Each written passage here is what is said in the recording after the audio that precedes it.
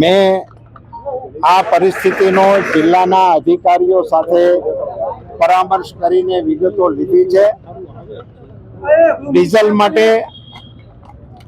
જરૂરિયાતમંદ સેવાઓની અનુકૂળતામાં ક્યાંય વ્યવધાન ના આવે એટલા માટે કાલે એક કિસ્સો મારા ધ્યાનમાં એવો પણ આવ્યો હતો કે બહારથી આવેલા મુસાફરો એ ડીઝલના અભાવે અટકી પડ્યા હતા। સ્થાનિક તંત્રએ એમની મદદ કરી અને એમને જવાની સુવિધા કરી આપી હતી। રાજ્ય સરકાર સાથે આ વિષયોનો સતત પરામર્શ કરીને લોકોને ઓછામાં ઓછી હાડમારી પડે એ માટેના પ્રયત્નો કરી રહ્યા છીએ।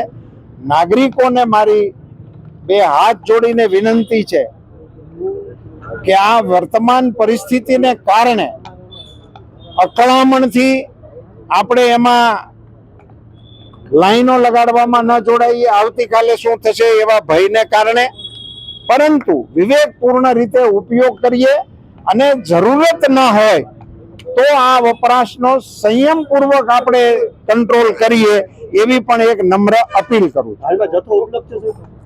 અત્યારે મારી માહિતી પ્રમાણે 40% જથ્થો આપણી પાસે અવેલેબલ છે।